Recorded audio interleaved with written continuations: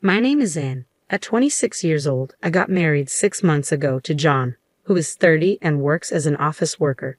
The story I'm about to share began when John unilaterally decided to have his younger sister Molly move into our brand new house.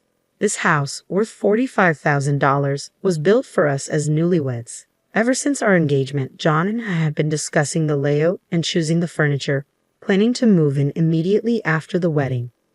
When John's belongings arrived, I was surprised by the sheer volume. I asked him, "John, will this all fit in the house? Don't you think you have too much?" John nonchalantly replied, "Ha! Didn't I mention Molly is moving in with us?" I was taken aback. "Molly is moving in with us? Why, we're newlyweds," I challenged. "What's the big deal? Molly is family to you too, and there's no problem with us living together. She wants to live in the new house," he responded. I protested, upset that there had been no discussion about this. John ignored me and continued unpacking his stuff. Eventually, he started shouting, "If you don't like it, you can leave. I'd already decided to have Molly here, so quit your complaints." Clearly unconvinced, I told him I'd call my brother. Fearing my brother, John quickly changed his tune.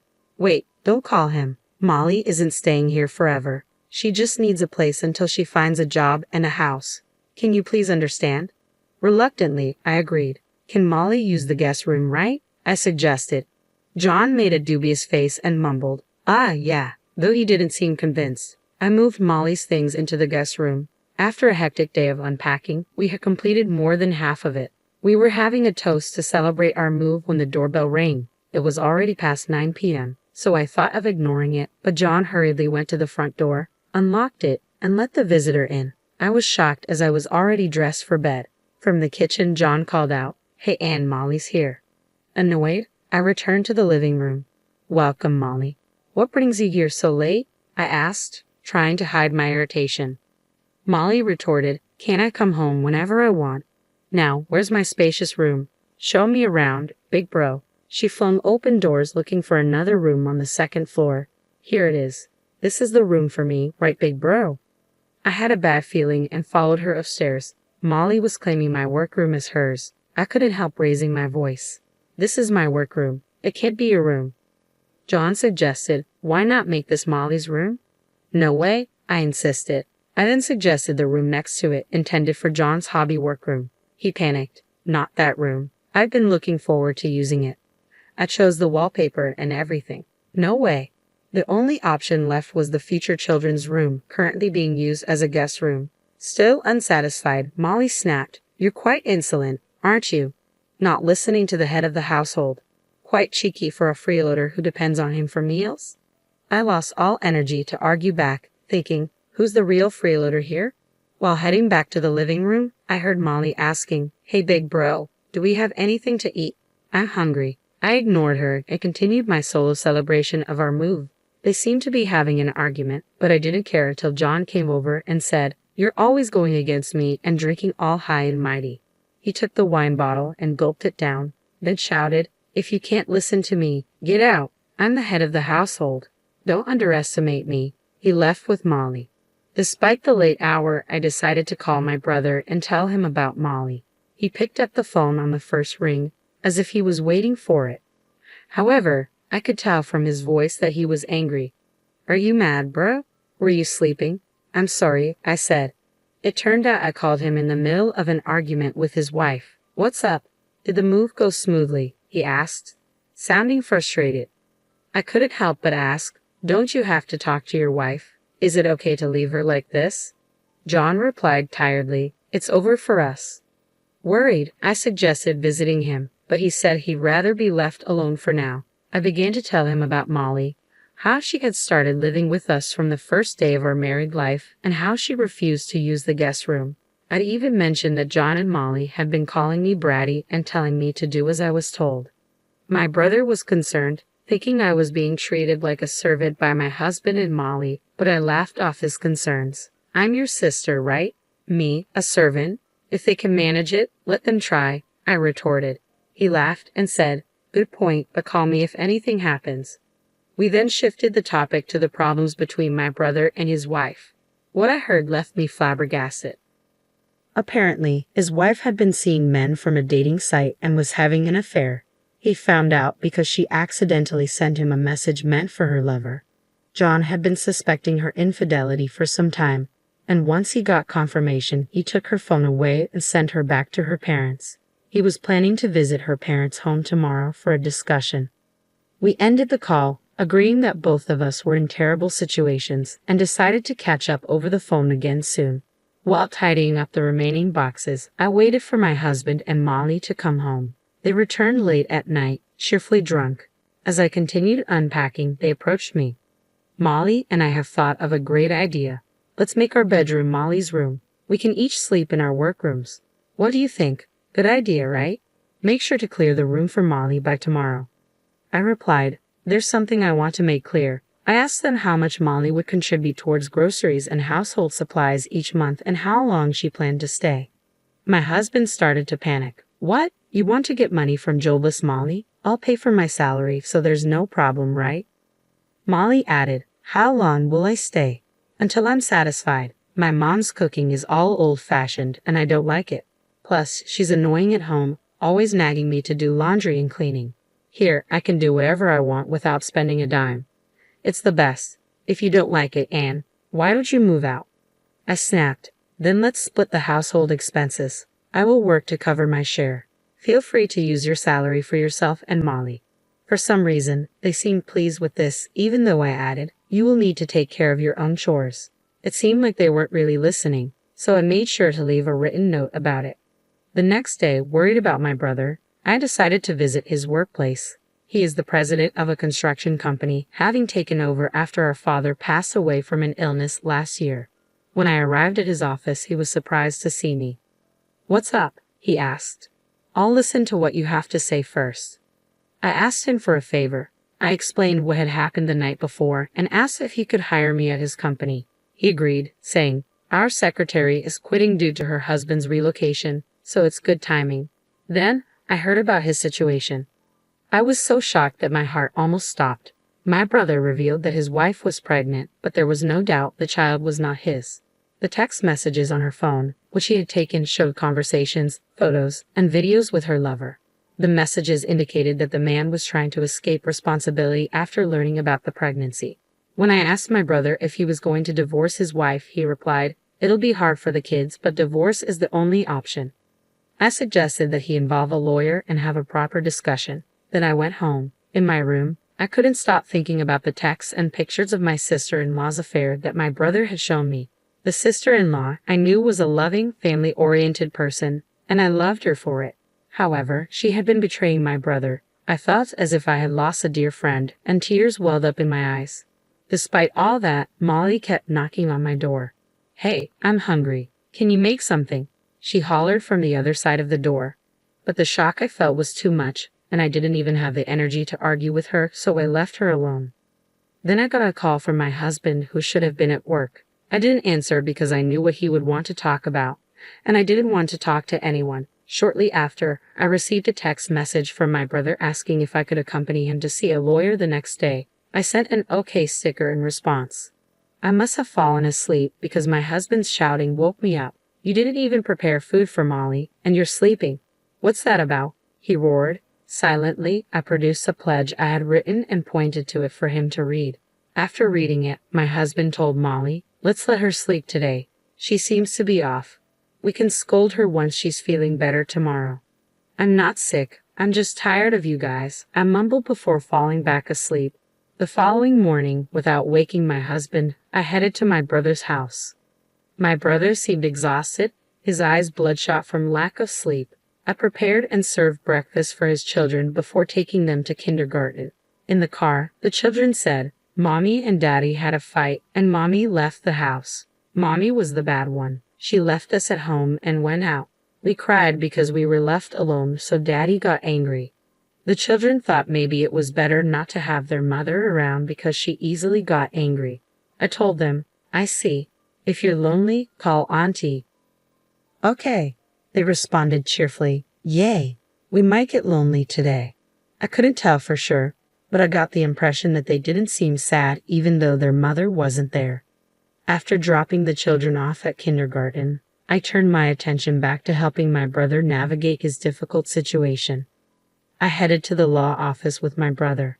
The lawyer told us that there was ample evidence from the pictures and videos on my sister-in-law's smartphone, line messages, and recorded conversations between her and my brother. My brother's main goal was to divorce her and retain parental rights. After he finished explaining his situation, I had a chance to share about my issues with my husband. I got some advice, and then my brother dropped me off at home. He was planning to gather the rest of the family today to inform them about the divorce. "If anything happens, give us a call. We're all going to be there," he said as he left, his words feeling somewhat prophetic. When I entered the living room, the house was a mess. It looked like they had tried to make breakfast. The kitchen area was greasy and dishes were left on the table. I was exasperated by the sight and hesitated to clean up the kitchen and cooking utensils that I also use. Just then, Molly appeared. "Where did you go without even making breakfast?" "John didn't eat anything and went to work. Isn't it unacceptable to abandon household chores as a wife?" she confronted me.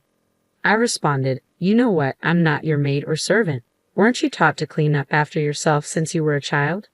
Ignoring her repetitive, "But you're the wife," I headed to my room. To my shock, my belongings were gone, and Molly's stuff had invaded my space. I returned to the living room and questioned her. "Did you enter my room? Your stuff is in there. What's going on?" "Oh, I've loved your room since I first saw it. It fits my neat and cute image perfectly, don't you think? I've moved your stuff into the guest room," she replied nonchalantly. Hearing this, I rushed to the guest room. My computer and belongings had been haphazardly thrown in. I felt anger sparking. It was way beyond what I could tolerate. At that moment, I felt a strong desire for revenge. I will never forgive this girl, I decided. I planned to wait for my husband John to come home, show him the terrible state of our house, and then ask him, "Do you still want to live here with Molly?" I prepared for all possible outcomes. John, who seemed to have gotten a call from Molly, came home earlier than usual. I heard his loud footsteps approaching the guest room where I was. Seeing him come straight to the guest room, I was convinced he already knew Molly had taken over my room and he wouldn't be on my side. When he opened the door and stepped in, looking like a madman, Molly was right beside him with a thin smile on her face. "You apparently went against Molly. You're the one at fault here. Not even making breakfast. Aren't you my wife? Isn't it your job to take care of me? Molly is your sister-in-law. You should be taking care of her and putting up with her," he shouted. At that moment, I realized exactly how things were going to be. I felt every shred of love I had for my husband disappear. He hadn't said one word to defend me, no mention of Molly being in the wrong, asking her to leave, having her do household chores, or giving me my room back. I told him, "If you're going to let Molly live here, I'm going to invite my brother over. He's never seen our house before. Maybe I should call him over now." Despite his usual fear of my brother, John acted quite bold in front of his sister Molly. "Are you sure about that? If you let that thug into our house, I'll kick you out," he threatened with a confident look. "Kick me out? Try if you can. I'll call my mother and brother and his wife and have them see the house." I shot back. Thinking I would beg and cry at his threat of kicking me out, he retorted, "Do not dare call your family. If you don't like it, then leave." Molly chimed in, "This is my castle with John, you know. You have no right to call anyone here. Even if your family comes, we'll just kick them out." In response, I picked up my phone and said, "I'll call my brother then. Maybe we should live together without you and your family. We can invite our friends over and party without worrying about anything." As Molly said this, she and John seemed excited about the prospect of me leaving, with John adding, "That sounds fun. Maybe we should just get divorced already." Increasingly irritated, I decided to call my family over right then and there while John and Molly were still high-spirited. They were overjoyed, thinking about the freedom they'd have without me and filled with thoughts of kicking me out. "All right, but you'll regret this. I'm calling my family now," I said. I called my brother and told my family to come as soon as they could. My brother responded, "We've been waiting for this. We're on our way." I figured he must have sensed that I would call him, and I was moved by his foresight. My family arrived within about 30 minutes. Molly, who had threatened to kick out my family when they first arrived, turned pale upon seeing my brother. "Oh, Molly," he said sternly. "I thought you were going to kick out my family when they arrived," I said to Molly, who could only shake her head in response. Seeing her fear, John also shrunk back, no longer as bold without his allies' support. My brother had been practicing judo since he was a kid. Until he injured his knee in college, he had been a regular at national competitions. Standing over 6 feet tall with a buzz cut, he was an intimidating figure. He now coached at a local boys' club. My younger brother, also a judo practitioner, looked just like him. Molly seemed to have forgotten meeting them at the wedding ceremony, despite their memorable appearances. "Who's getting kicked out?" My elder brother laughed. "Isn't it you guys who are leaving?" Gathering her courage, Molly retorted, "Yeah, my brother is divorcing his useless wife. Now, please leave." "What? You guys are the ones leaving, aren't you? This is Anne's house, built with her share of her father's inheritance in Anne's name," my younger brother retorted. My mother, tidying up in the kitchen, remarked, "Oh dear, what a mess." She then called out, "Don't drag out the conversation. Get to the point already." The brothers obediently replied, "Okay," and turned to me, instructing, "There's another person coming. Let them in when they arrive," while gesturing for John and Molly to sit down. "We have 2 matters to discuss today. The first is that we need you to leave," my elder brother told my husband and Molly. When Molly asked, "Brother, is it true that this is Anne's house?" John hesitated. "Well, I was talking to the contractors about the interior and stuff, so I thought it was my house. But maybe it's not. But I'm the head of the household, right?" He had assumed it was his house simply because he considered himself the head of the household without thinking about where the money came from. "You know that being the head of the household and being the owner of the house are 2 different things, right?" my brother responded. John fell silent, but Molly retorted, "I won't leave. Do you know about residency rights? I have the right, so I won't leave. If you don't want us here, you leave," glaring at me. "You seem to have researched this thoroughly, but this isn't a rental property. You're not paying Anne any rent, are you? So residency rights don't apply here," my brother explained. John, trying to resist, said, "But I'm married to Anne, right? I can't leave. I won't separate." Just then, the doorbell rang. The guest my brothers had mentioned had probably arrived. When I opened the front door, my sister-in-law, my older brother's wife, stood there crying. I let her into the house. I asked my brother, "Your wife is here with your kid. What should we do with them?" My mother suggested taking the child to a room upstairs. After showing her to the room, I let my sister-in-law into the house. John was shocked when he saw her. "How did you find out where we live?" "I'll explain everything properly, so please go home for today," he said, acting suspiciously. At this point, my elder brother intervened. "Did you forget my wife's face? This is the second matter we need to discuss." Upon hearing this, the color drained from John's face. "You mean she is?" John stammered, realizing she was my brother's wife. He tried to make a run for it, but seemed paralyzed. "My wife is pregnant with your child. Did you guys do something to get pregnant?" My brother threw down copies of evidence of the affair on the table. "What's your next move?" "For me, it's divorce. Nothing less." Molly, scared of getting caught up in this mess, said, "I'll pack my things and go back to my parents' house," and tried to escape upstairs. But my younger brother promptly told her, "We've got a truck loaded with boxes. Start packing your things right now." He walked out to get the boxes. Molly asked, "Am I leaving today?" But when she saw my brother glaring at her, she seemed to give in. "My wife and John can sort this out first. Sign the divorce papers," my elder brother instructed, handing the papers and a pen to his wife. Seeing that custody was assigned to him instead of her, she hesitated. He said, "That's what the kids want. Your opinion doesn't matter." She signed the divorce papers, tears streaming down her face. "Next time, take care of the child in your belly. I won't ask you for child support. In return, don't ever show your face to my kids unless they want to see you. I won't stop them if they want to see you when they grow up." Hearing this, she apologized to my brother on her knees. I noticed the tears welling up in my brother's eyes. I realized how hard it had been for him. Next, it was my turn. "So, Anne, what are you going to do?" my brother asked. "I choose divorce too. I want him out of my house as soon as possible," I replied. My husband dropped to his knees, apologizing profusely. "I don't want a divorce. Please forgive me. Besides, it could be his child, not mine." But my brother cut him off. "I'm good with 2 kids. I've had surgery to make sure I can't have any more." John went speechless. My brother handed me the blank divorce papers. "If you want him out right away with Molly, have him sign these." I told my husband to sign, and he did, maybe giving up or wanting to escape this place with Molly. I then handed my husband 2 pledge documents prepared by my lawyer, one for John and one for Molly.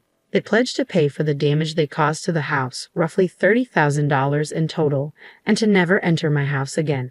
John looked at my brother and me as if he wanted to complain, but when my brother glared at him, he reluctantly signed the pledge document. Shoulders slumped, he tried to go upstairs to pack his things, but my brother interrupted. "Oh, I got a marriage license for you guys when I got the divorce papers." He handed his wife the marriage license. She immediately signed it and said, "John, sign it quickly.